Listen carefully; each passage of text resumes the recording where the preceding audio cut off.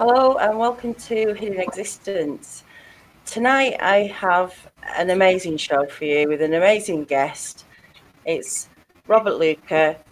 Robert and his wife Betty have had UFO ET experiences going back from 1945. There's such a lot of information that we're going to go over. But welcome, Bob. I'm so happy that you've managed to get online tonight. Well, thank you so much. I appreciate you having me on. You're welcome. Well, shall we go back to where it all started for you, especially? Because I know Betty can't make it tonight, but for you, how did it all start? Well, actually, it started for both of us in 1944. I believe that it says 1945 in the book, and that was an error. But 76 years ago, things that happened to both of us changed our lives, and in years to come. We lived in different states. We didn't know each other, and what happened then led to us being married and the experiences we've had together. And I'll get into that now. In 1944, the first thing that happened to Betty, she was 7 years old. She was in a little hut that her brothers had built for her and her girlfriend, and she was eating crackers, waiting for her friend Dee Dee to show up. And a little white light came toward her and was circling her head, and she thought it was a bee, a bumblebee. And finally it struck her between the eyes, made her sleepy, and she fell down. And at that time she heard a voice saying the wee little one was coming along fine. Now, she thought it was a bee sting, so when her girlfriend Dee Dee got there, she looked at her and she could see no evidence, no bump, no bee sting. And surprisingly enough, years later, Dee Dee contacted Raymond Fowler, the author of the Andreasson Affair, and stated that she had remembered the event, and if Betty and I were in the area sometime, she'd like to meet with us. Well, while that was happening to Betty in 1944, I was living with my mother and my grandmother. It was obviously it was during the war, World War II, and my dad was off fighting overseas. My uncles all went in the military. Before they left, they built me a swing set out in the backyard. And it was kind of a rural area at that time. So I was sitting on my swing set one day, just happily playing along by myself. And I saw a light in the sky that was a different color than the sun. It was like a whitish, looked like chrome. And it got closer and closer and closer, and it stopped to the left and slightly above my swing set. And I looked at it, and as this thing tipped, you could see there was two little, well, what I called then little people in it. And I was struck between the eyes with a very thin beam of white light, about the size of a lead pencil.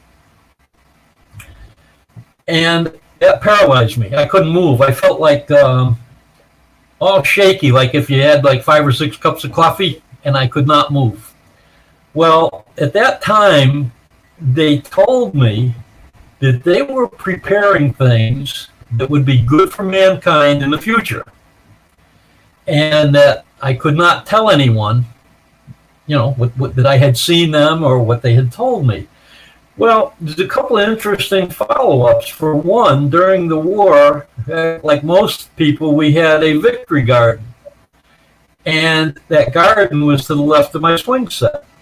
Well, for years, there was a large area in that garden where nothing would grow.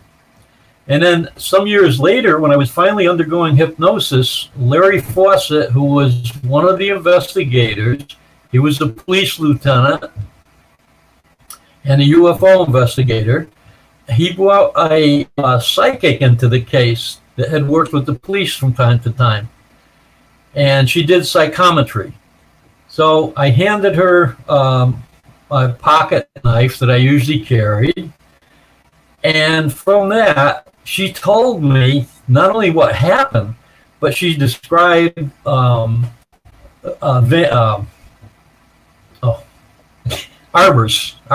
and vines. And I said, no, you're wrong. There was no arbors and vines.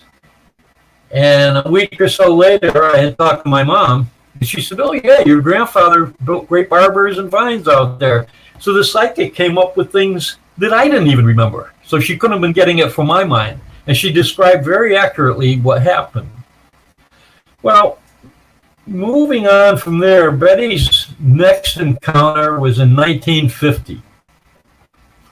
And she was taken aboard a craft that went underwater into an area of ice. And to me, research that I've done so far, it seems like it was either in the Arctic or the Antarctic, because they went way under and there were large ice tunnels that the craft went through. And she could see through the dome of the craft. As they went along one of these tunnels, there was an area that we refer to now as the Time Museum. There were what looked like people, and they were lined up in what you would call, it would look like plastic or glass individual little boxes or spaces. And they were from all different times, all different time periods, from modern man going back to the 20s, going back to very ancient times. And the investigators didn't know for sure, what to make of this. But at that time, she entered. They took her to an area that was a crystal forest, and she said it was absolutely beautiful. Everything looked like it was made out of glass. The trees, the water, the butterflies. The butterflies were in midair, and they looked just like crystal. Well, she went from there to what they called the Great Door to see the One. And this is where it gets interesting.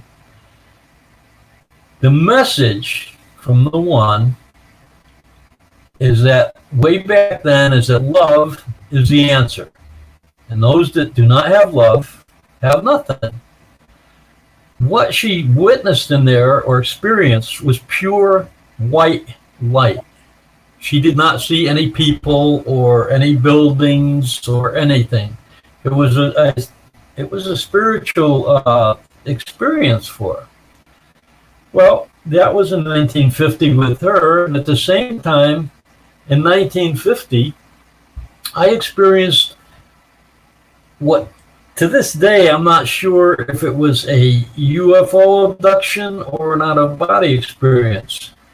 But I was in my home, I was in bed, and I heard a very loud buzzing noise.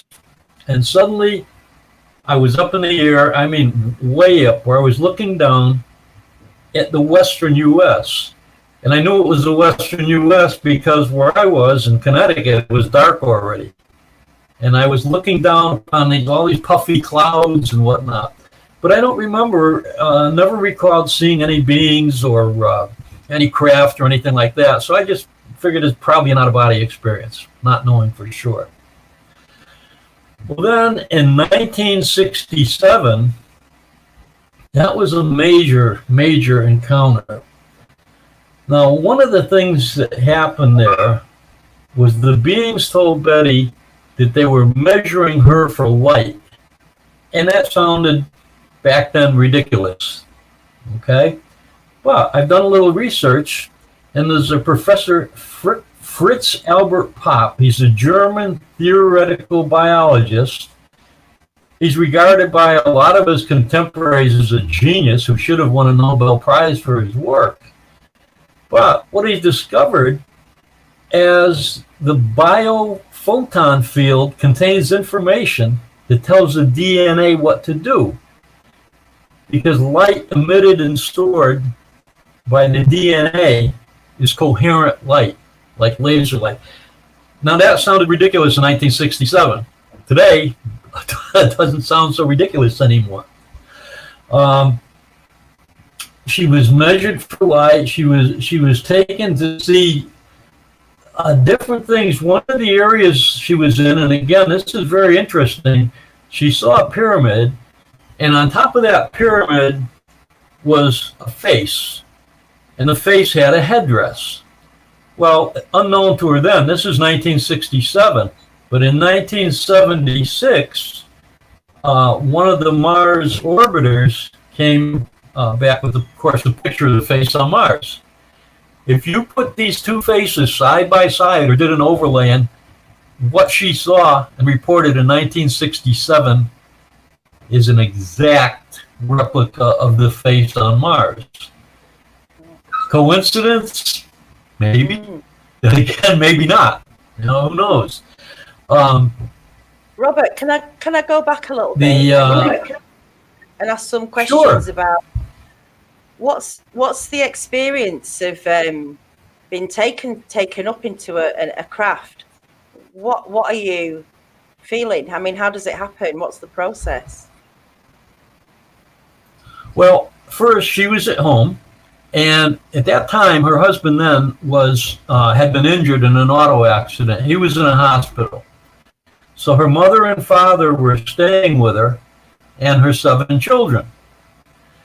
Now, they saw outside the house, they saw a flashing reddish light. And her father rushed over to the pantry window to look out. And at that time, the craft had landed on a hill in the back of the house. And he was the first one to witness it. From that point, these little beings came down and into the house through the front door. They did not open it. They came through the front door. And they asked Betty for knowledge tried by fire. So to her, what she thought was, well, that would be a Bible that's been around a long time, and she handed them a Bible, and they handed her a thin blue book.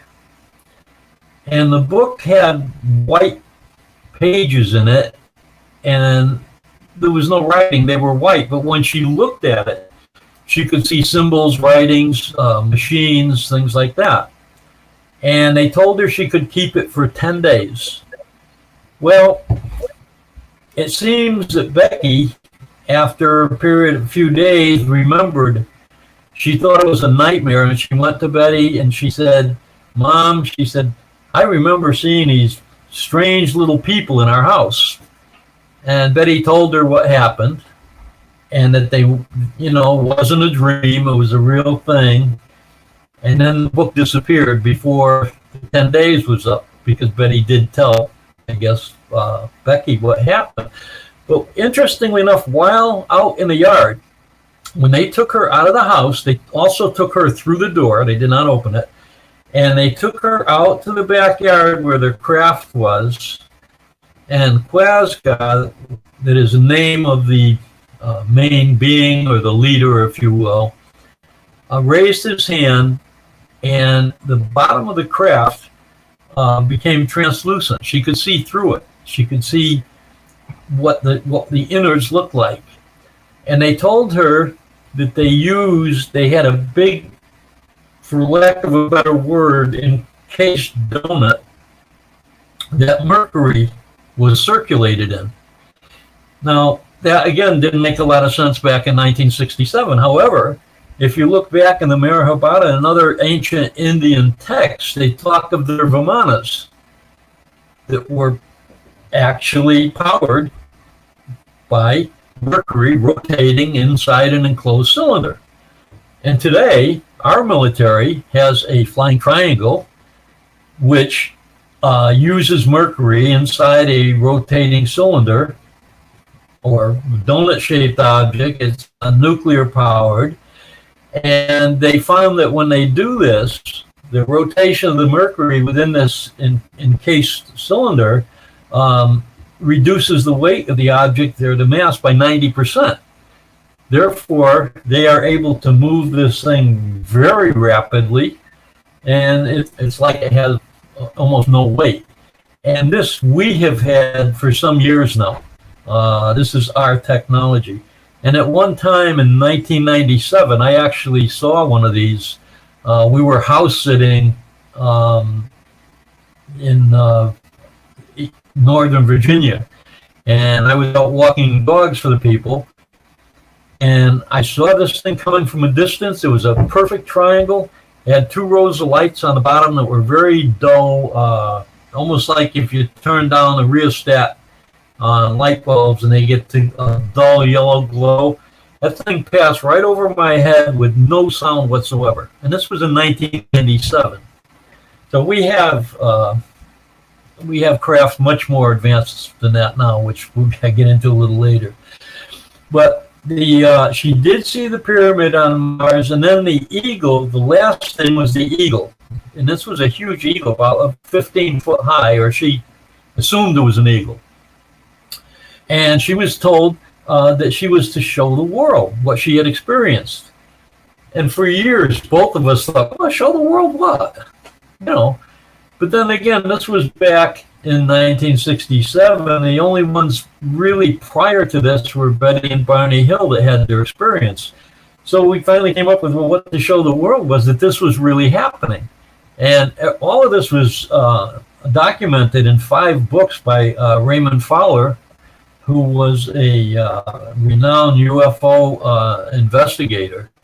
And the word got out, yes, this is happening. It's not just make-believe. Today, I think there's a whole lot more people believe than did then. But that was a 67 experience. Now, in the same year, again, 1967, I'm a single guy. I'm driving along on my way to the beach. It's a beautiful sunny day, Saturday morning. And I get to an area known as Trap Rock in New Haven, or near New Haven, Connecticut. And there's 5 guys working on this railroad spur that goes into the Trap Rock. But like government people, they weren't working. They were all standing there looking up in the air. So I said, what the heck is so interesting? So I look up, and there are 2 really big cylinders, cigar-shaped objects, very bright, reflecting sunlight, almost like chrome reflecting off sunlight, extremely bright. So I pulled my car over, and I'm thinking, my God, this is interesting. I'd always been interested in airplanes and things like that, but I had plenty of time to take a good look. And these things had no wings. They had no tail sections. There was no exhaust coming out of them. They made no noise. So I'm watching, thinking, well, this is just amazing. And as they passed over, they were approximately about 80 degrees above the horizon. And as I was watching them, 2 smaller disc-shaped objects dropped out of them. One went off toward New Haven. One went completely in the opposite direction. So I sat in my car and watched till they were out of sight, thinking, this was quite an experience, whatever it was. Well, I got down the road a little ways, and one of the small ones came back. And as I watched, it came down like a falling leaf motion, just kind of wavering from side to side like that. And it landed in a field to the left of my car. And I say landed, it stopped about 5 feet above the ground. All of a sudden, I saw this brilliant red light, like I could only compare it maybe to a ruby laser. Very brilliant red light. And all of a sudden, I'm inside this thing. I'm not in my car anymore. And I was asked to remove my clothing by one of these little beings. And the beings I saw were similar to what Betty had seen, except the ones I saw had a lightning bolt emblem on the chest. And the ones that she experienced had a bird on the left arm. Well, anyways, to be perfectly honest with you, it scared the hell out of me. I was asked to take off my clothes, so I did, because I was in an environment where I couldn't do much else. And they put me on a table, and they did, I guess, what you would call a physical. They checked the movement of my joints, my head. They took skin. They took samples from my fingernails. I was scanned by, I don't know, an X-ray machine. I don't know, what you would call it. And the thing emitted a pinkish white light and went back and forth over my body several times. Well, anyway, that was my experience with them. And then somehow I was back in my car. I went along my way to the beach. Now, from where I was to the beach is usually a 30 or 40-minute ride. But when I got there, it's almost like 3 hours had passed.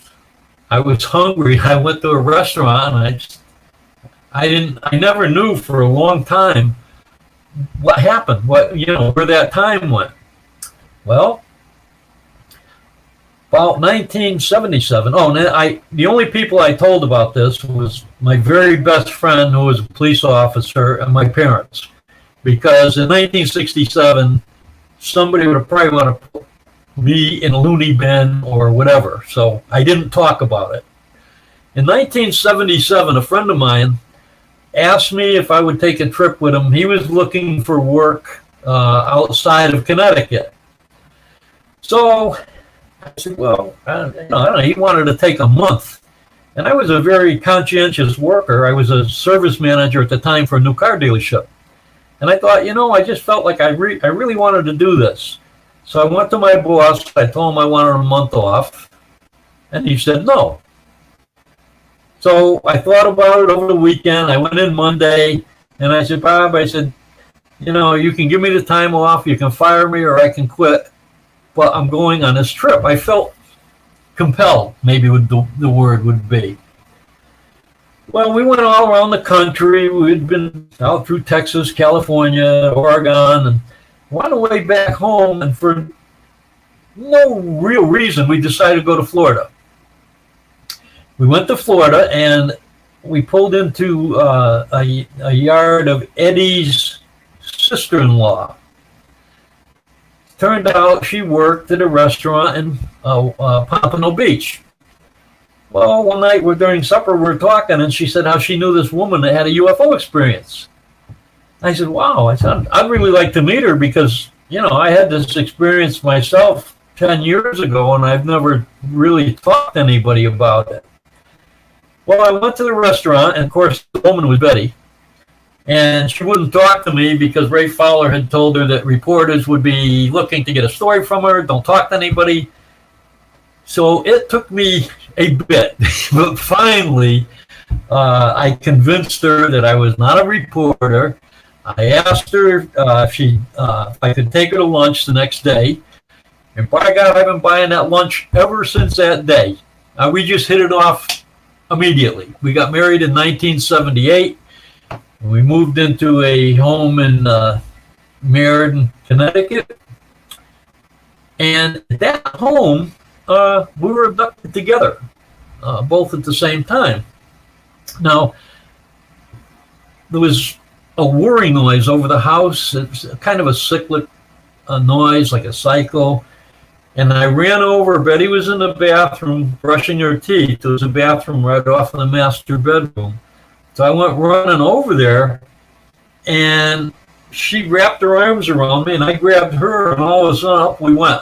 Right up through the ceiling of the house. As ridiculous as it sounds, this is what happened. Well, we got into what appeared to be a large craft up there, and Betty was taken for some kind of initiation. Her body, she was turned completely into light. That she was not a physical person anymore. She was a light body.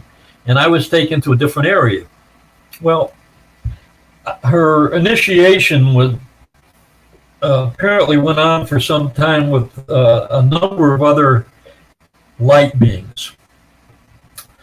Meantime, I was taken by two beings that could pass for human on the street. They were very tall, very pale, blue eyes, and had white robes on. And they took me into a side area. And they told me that for me, it was a privilege to be there because I was not as spiritually advanced as Betty. And believe me, at that time in my life, I was not. They sat me down and they told me some things. The first thing they told me that, one, you do not die. They said that the light body inside you, that is the real you. And that continues even after your physical body dies. And they went on to explain about what I can only look at as reincarnation and the advancement on Earth. And this involves the evil and so on that is, they explained, is necessary on Earth, not because of evil, but because everybody needs a choice. The choices you make in this life will determine if your next life, if you are going to end up back on a planet like this, with maybe a lot of hardship, depending on how your life was, or if you're going to have the opportunity to advance into a light being. Well, that's one of the things that David Wilcock has been talking about lately. They also told me that people that are basically mean or cruel to animals are not realizing the importance of the animals and will be very surprised at the price that they will pay. They also said that everything we do in life is recorded, and that this recording, once we leave here, will determine where we're going, which direction we're going in once we leave here. Well, that was Draper Avenue. That was the message they gave me there. But at the same time, the first book, The Andreasson Affair, was coming out. And all of a sudden, we started to notice these black, unmarked helicopters that were flying over the house. And they got to be so frequent and so low and noisy that our next door neighbor, who later became a city councilwoman, started to document these flights. Well, I wrote Ray Fowler about him, and he said, you're probably just in a flight path. Well, that's okay. That sounds, reasonable. Well, we stayed in that house for a year and a half, and we moved to Cheshire, Connecticut. Now the book was out, and we were doing some TV, radio, we were in the papers, magazines, and all of a sudden, surveillance seemed to have increased. We were getting these helicopters over the home frequently, several times a week. We started being followed by cars that, when I got the license plates, I gave them to Officer Fawcett. He ran the plates, and they came back as unissued. So that's not your next door neighbor driving those cars like that. Every place we went, they showed up, whether it was camping in New Hampshire or down to visit our niece and nephew in Florida. They were there. One experience we had that was funny, we were at a campground in New Hampshire, and we had a large dog, about 120-pound shepherd. So we were tenting in New Hampshire. We got our site. We set up our tent, and I staked a stake in the ground and tied the dog up right in front of the tent. Well, our tail, apparently FBI, pulled in, picked up a spot directly across from us. He had a black SUV. Apparently, he didn't want to be there. He got out, tried to set up a tent, and he was cursing a blue streak. Well, he ended up, he stayed the night, but he slept in his vehicle. So this was when all of the stuff really started in Cheshire. At this point, Larry Warren comes into the picture. Larry Warren had read an article on us. We had done a lecture at MIT in Massachusetts, and Larry Warren read the article, and he called my work and asked if he could speak with me. I talked to him. This wasn't a good start. He had just been to the dentist. He had oral surgery, and he really sounded kind of goofy. So I thought perhaps, somebody playing a prank on us again or something like that, because that had happened. Well, I thought if there's a chance that he's telling the truth, it'd be worth talking to him. He said he had an experience in the military while on active duty with a UFO, which was at the Rendlesham Forest, is what it's known as today, of course. Well, he came over to our house, and we spent hours and hours. Larry explained his whole experience. He drew diagrams for us, and we got together with Larry a number of times, and if anybody, I don't care if they're in England, the U.S., whatever, Larry Warren was a nice guy. He was very sincere, well-mannered. I believe he witnessed exactly what he said. I don't know why a number of people have been attacking him, but I don't think they know him, because there's no doubt in my mind at all that what Larry Warren said he saw is exactly what he experienced. Well, after talking to Larry, my wife and I talked, and we weren't really in a position to help him with this case. So we introduced him to police officer Larry Fawcett, who was at that time writing a book about the government cover-up. And they had, Larry also founded Citizens Against UFO Secrecy. So they had attorneys, they had investigators, they could help Larry a lot more than we could. So we did introduce the two Larrys, and well, I guess the rest of that part is history. He was in Larry Fawcett's book. And today, I guess there is a movie being made today regarding the Rendlesham Forest incident called Capitol Green. I guess it's going to be released sometime this summer. So that should be interesting to see. And like I said, I have every faith in the world that what Larry has said was absolutely true. But after Larry came along, the surveillance just got worse on us. I had tried to find out who owned those helicopters. I contacted the FAA, the Air Force, the Army, the CIA, the FBI, and nobody would admit to owning them. And they told me, well, send us pictures. So I sent them close-up pictures with a telephoto lens, and they said, well, they don't have any numbers on them. We can't tell you who owns them. Typical government. On another occasion, Betty and I, neither one of us like cold weather. So we took off in the middle of the night, about 2 o'clock in the morning, hooked up a camp trailer, went to Florida in the winter.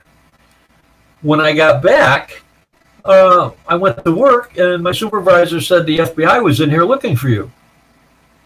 Oh, really? Okay. So the next day, Betty and I went down to New Haven, Connecticut, the federal building, and we asked to talk to an agent. And they said, you were at my job. What do you want? Now, they said that they could not, what's their typical line? We couldn't confirm or deny that they were at my place of work. Yet my coworkers and my supervisor all stated publicly that there were 2 FBI men, looking for me at that time. So obviously they were there.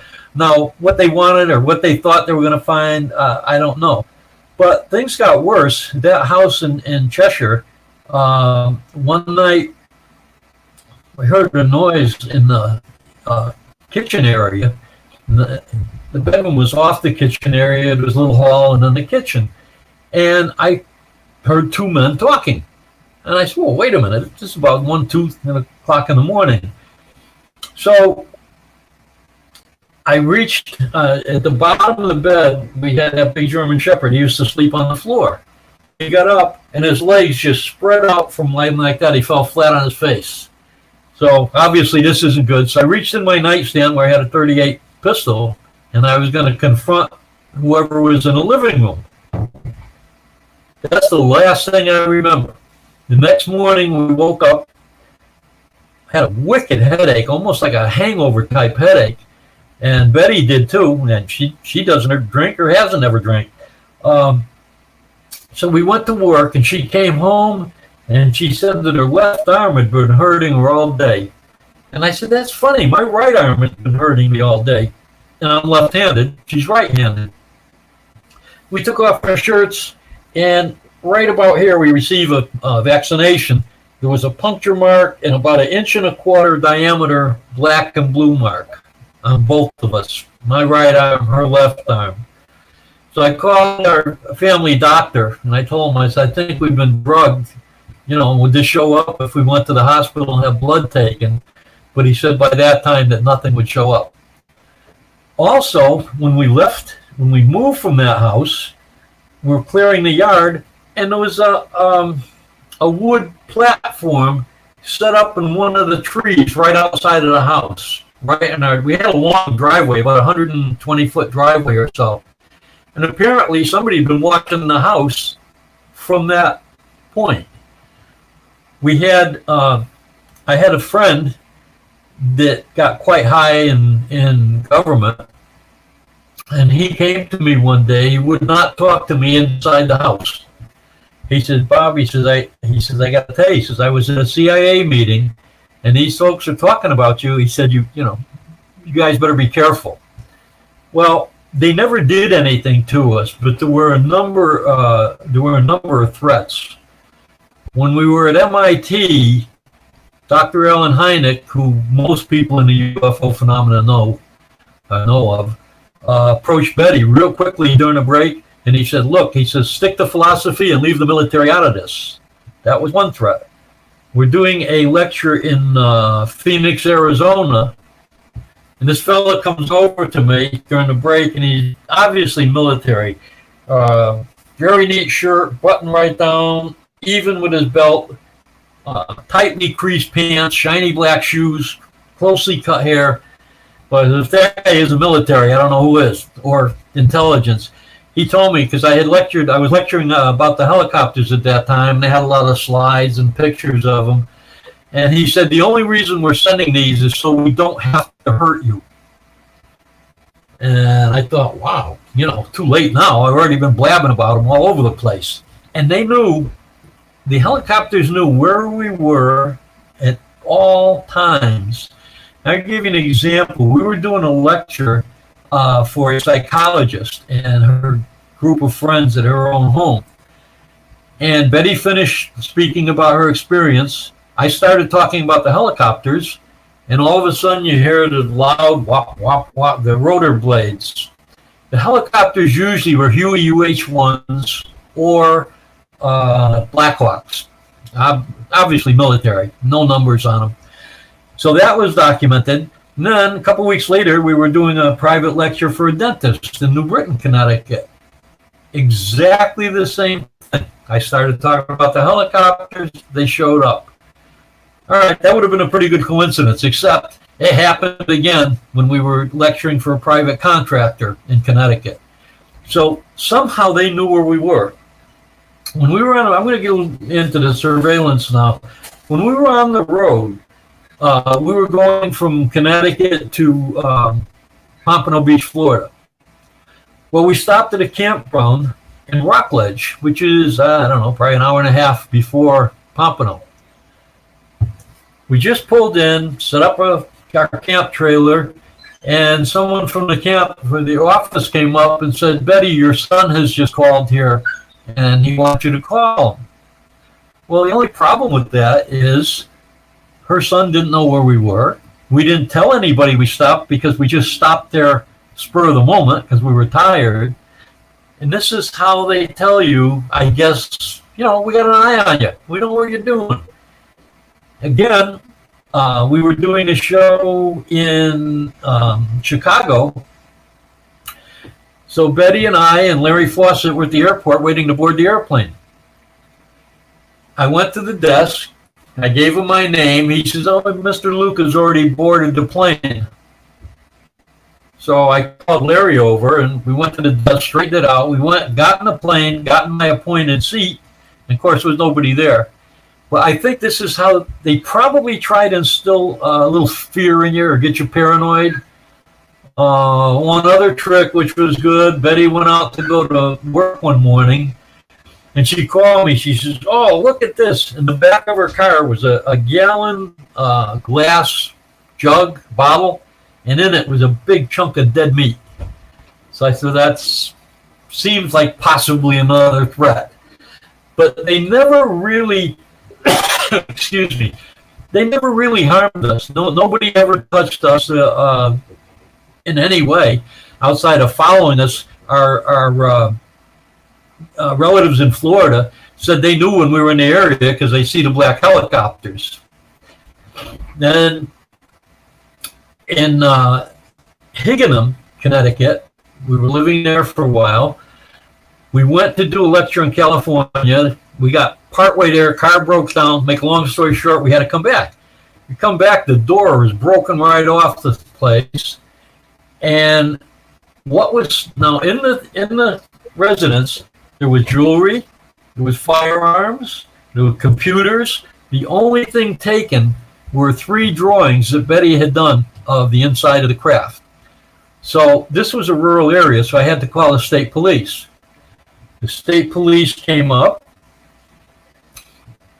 They said, I told them what happened. I told them, I said, look, I think it's government. I told them about our involvement in the UFO phenomenon. And the trooper said, well, look, if I find anything at all out, I will let you know. So I said, great. A week later, I go down to the trooper's office, and he's not there. So I asked the trooper who's on duty, I said, well, where is so-and-so? He said, he's been transferred. Where's he been transferred to? We don't know, or I don't know.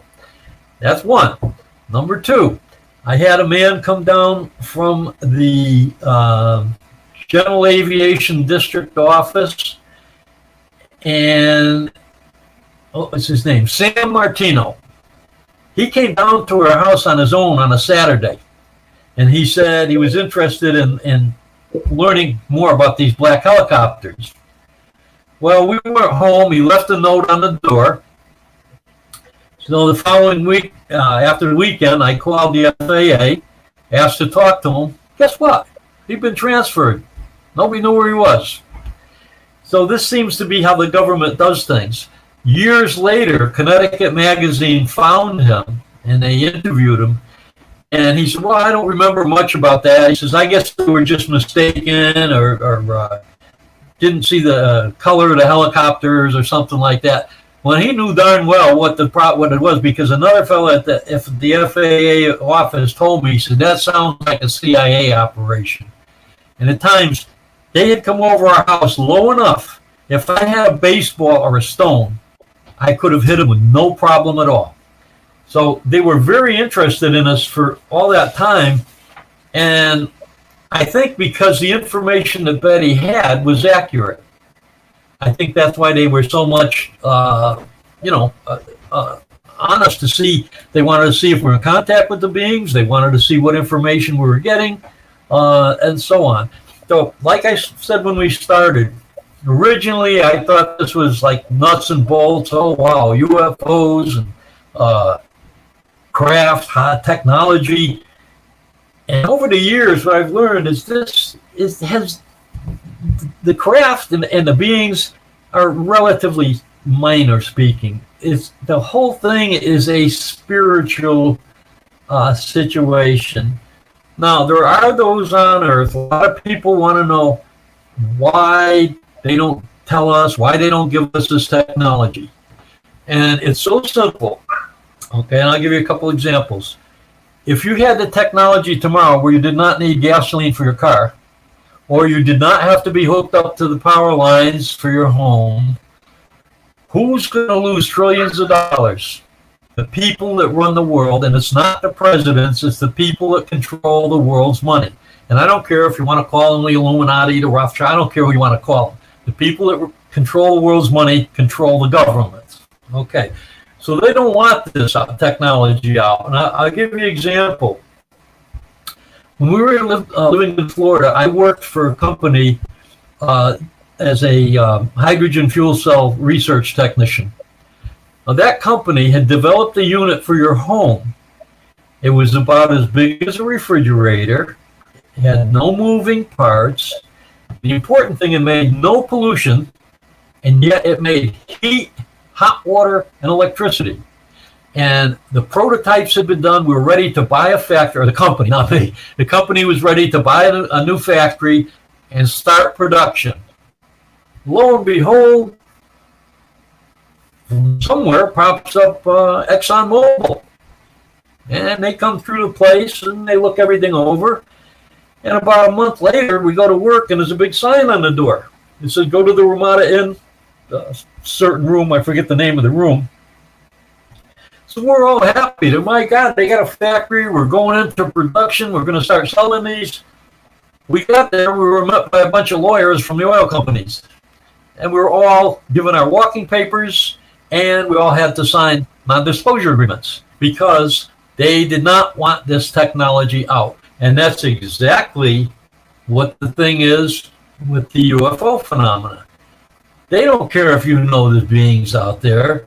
They do care when it hits them in the pocketbook. When it's going to cost them trillions of dollars. When we don't need oil anymore, and believe me, this technology is already here. You've heard of free energy. Some people say, oh, it's years away. And no, it's not. It's already here.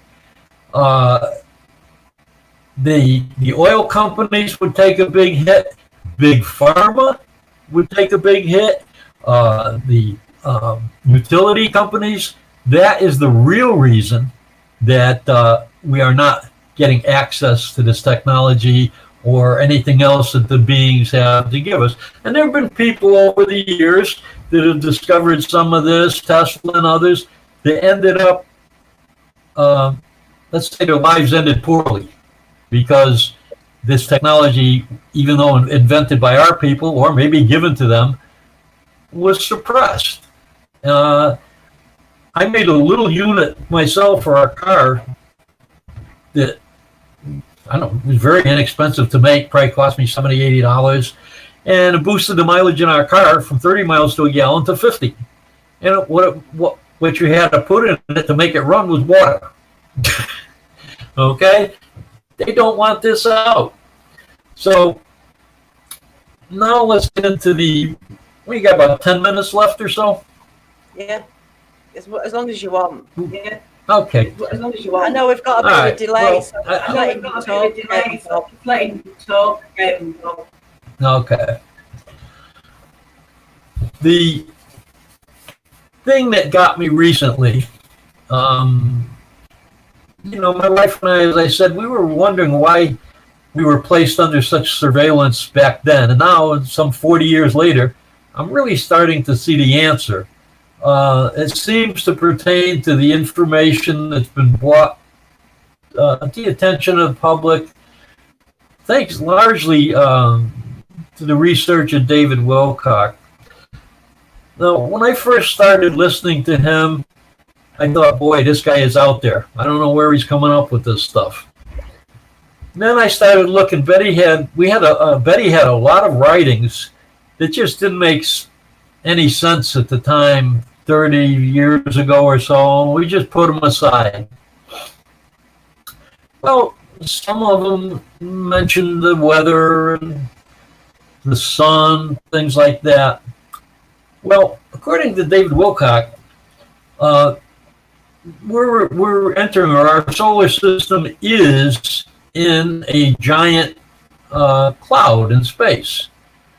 Well, okay, that sounded a little out there, but I looked it up, and it turns out that's reality. We are, in fact, in that cloud.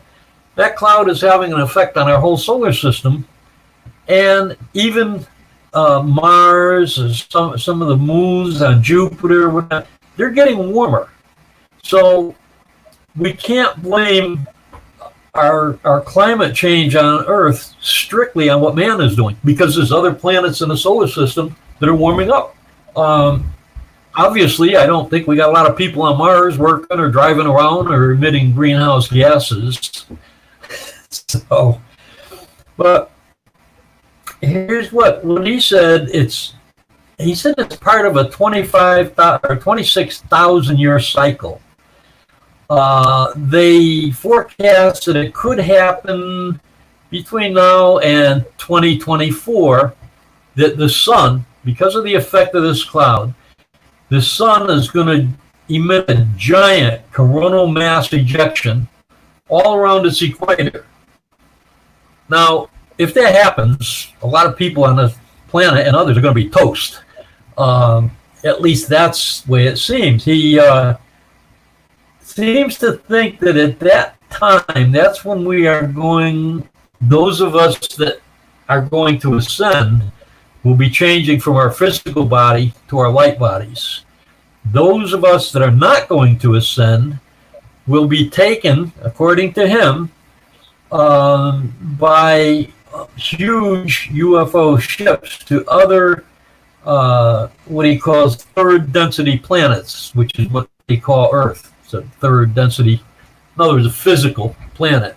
Once you have a light body, you're not obstructed or held back by the physical like we are here now. Well, one of Betty's writings, I want to quote it here if I can. One of Betty's writings, she got it in January 15th, 1983. It talks of a cloud that's in space. And it says there's going to cause sudden changes. Pebbles will fall. Well, pebbles falling probably meteors, the way I look at it. The sky will turn magenta. Now, David Wilcock mentions color change in the atmosphere, or something like northern lights, but seen all over the world. And there's also mentions high winds. And it says Sol, or the sun, is on an inward drift. And, excuse me, it said those in the west will not feel the waves, but those in the east will suffer the graves. Now, only half of the planet at a time faces the sun. Apparently, it's going to be the eastern part of the planet that's facing the sun when this happens. And this goes along with what Corey Good has mentioned also, that he was told that it will take in part of the Pacific Ocean and part of the land. And what it claims here is that the ground will blacken and then turn gray, and an odorous stench will be in the atmosphere.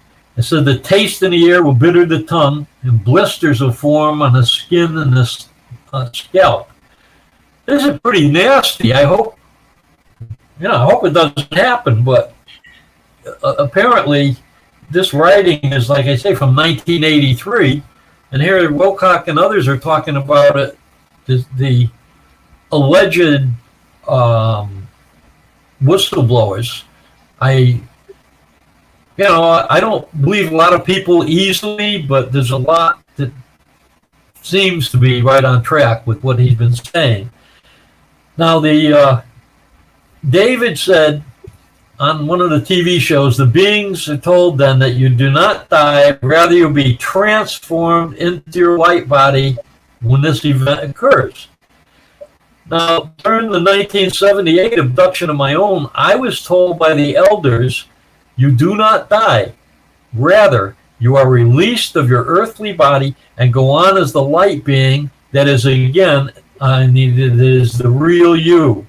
And again, this sounds like what David Wilcock has heard from the beings as well. And then they made a few other things that they had mentioned to my wife, which were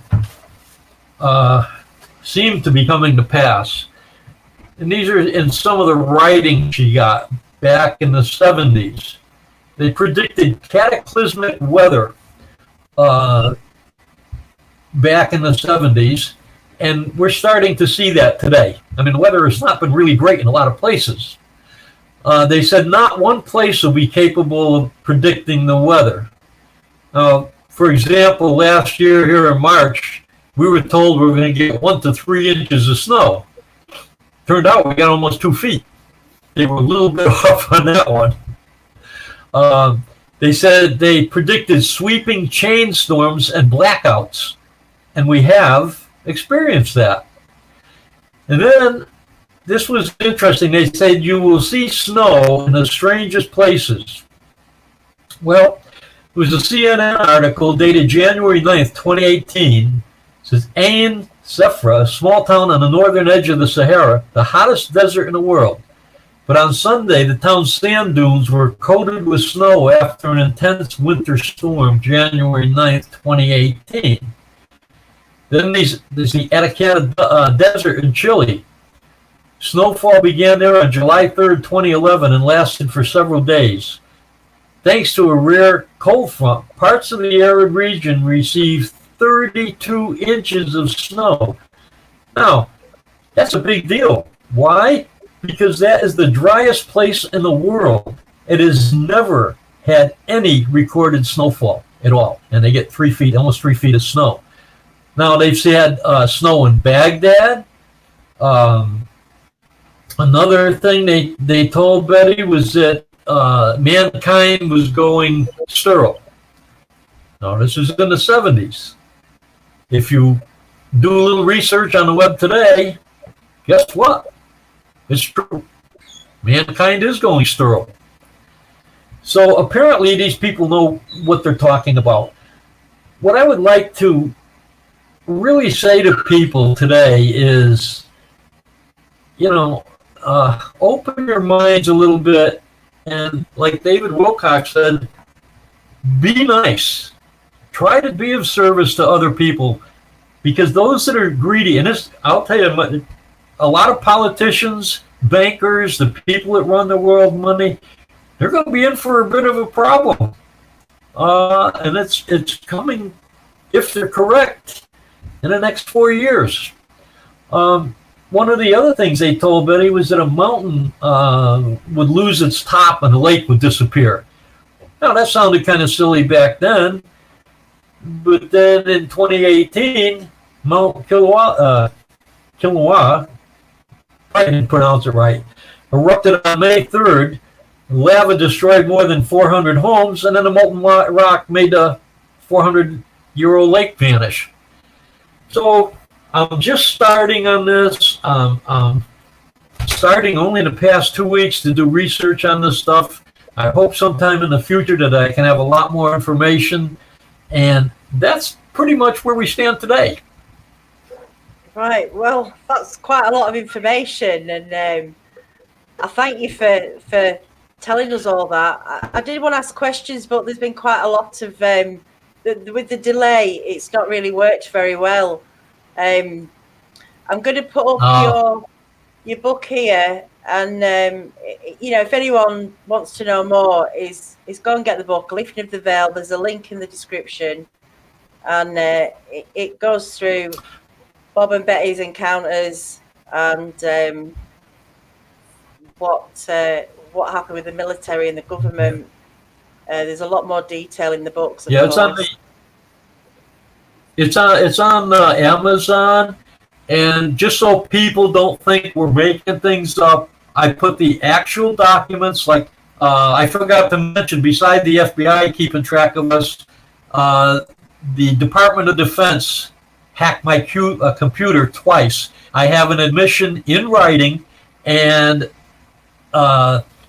they would never tell me why, of course. But the actual documents are in the book, so people will know that I'm not just making up stories. Yeah, I'm showing some of the documents now. I don't know if everyone can see them.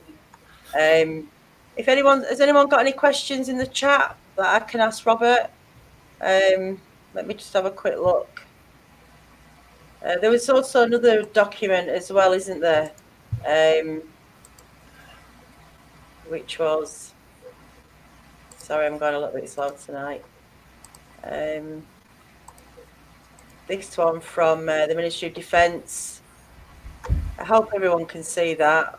You might have to. Yeah, that's when they said that it was that Rendlesham Forest was a hoax. It never happened. Unfortunately, today we know who was lying, and it wasn't the people at Rendlesham. It was the Ministry of Defense. Just like our Air Force, same story. Yeah. Well, all that's in the book, isn't it, Robert? So people yeah, have a look there. I'm just seeing. Do you know Kerry Cassidy with Project Camelot? Pardon? Have you heard of Kerry Cassidy with Project Camelot? Yes, I've heard some of that. As I said, right now I'm trying to research a whole bunch of things because I want to put together a really comprehensive package for the future. Because I really so hope that people start waking up and seeing that this isn't fantasy, that this stuff is happening, and it's to everyone's benefit to know what is going on. Okay, well, it'd be great to have you back when you've correlated a few more of those predictions and things that were said. And Oh, great. the message is basically to be kind, isn't it? And love, at the end of the day, is all you need, I think. That's where it's at. I think that's what you were saying to me. Thank you, Robert. It's been an absolute pleasure, and I look forward to getting you back sometime and to continue this. Okay, well, thank you so much. I certainly appreciate it. And you have a great evening. Thank you, Robert. Thanks, everyone. I'll see you all tomorrow night on the Researchers Report.